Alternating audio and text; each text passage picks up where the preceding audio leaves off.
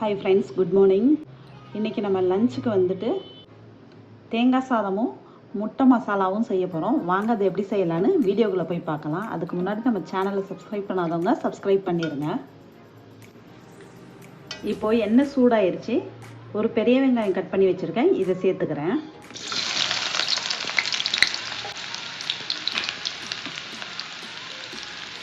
அதுக்கப்புறம் 2 பெரிய வெங்காயம் வந்து மிக்சியில் போட்டு இந்த மாதிரி அரைச்சி வச்சுருக்கேன், இதையும் சேர்த்துக்கிறேன்.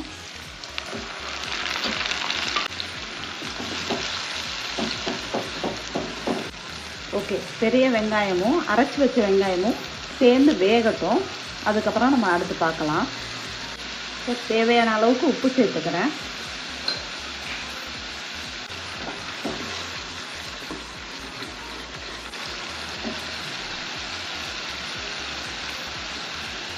ஒரு 3 தக்காளியை இந்த மாதிரி மிக்சியில் போட்டு பேஸ்ட்டாக அரைச்சிருக்கேன், இதை சேர்த்துக்கிறேன்.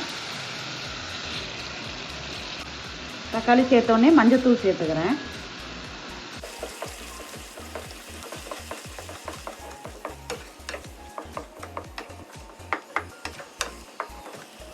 தக்காளி வெங்காயம் பேஸ்ட் எல்லாம் சேர்ந்து வேகட்டும், மூடி வச்சிடலாம்.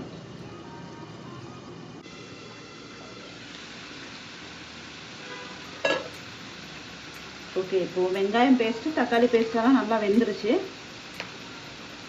ஒரு 1/4 டீஸ்பூன் இஞ்சி பூண்டு பேஸ்ட்டு சேர்த்துக்கிறேன்.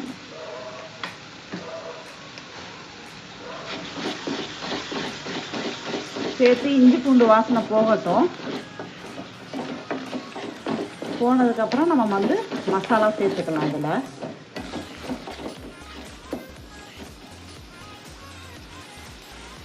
இப்போ இஞ்சி பூண்டு வாசனையெல்லாம் நல்லா போயிடுச்சு, எண்ணெய் தனியாக வெளியே வர ஆரம்பிச்சிருச்சாங்க.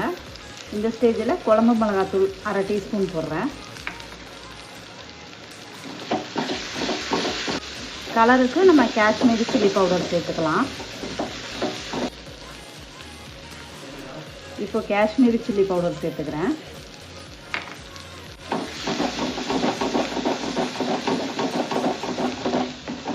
இதில் கொஞ்சமாக கரம் மசாலா சேர்த்துக்கிறேன்.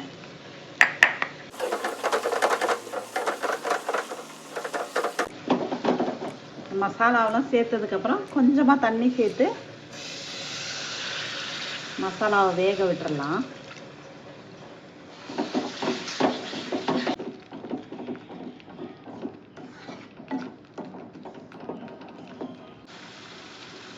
இப்போது மசாலா வெந்துருச்சு. தண்ணியெல்லாம் சேர்த்ததுக்கப்புறம் நல்லா ஆயில் தனியாக செப்பரேட் ஆயிடுச்சு.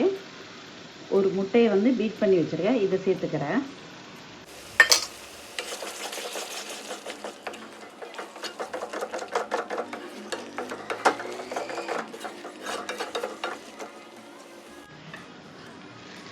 இதுக்கப்புறம் ஒரு முட்டையாக நம்ம சேர்க்க ஆரம்பிச்சிடலாம்.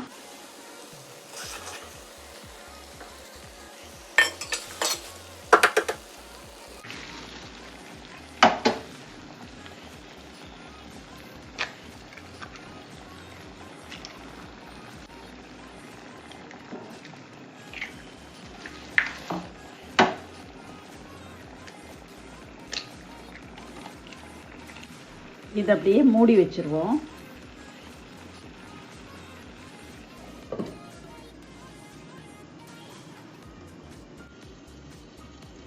ஓகே, இப்போ வந்து ஓப்பன் பண்ணி பார்க்கலாம்.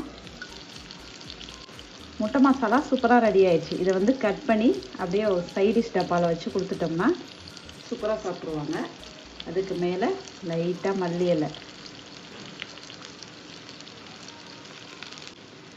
கண்டிப்பாக இந்த ரெசிபியை ட்ரை பண்ணி பாருங்கள். ட்ரை பண்ணி பார்த்துட்டு எப்படி இருந்ததுன்னு எனக்கு கமெண்ட் பண்ணுங்கள்.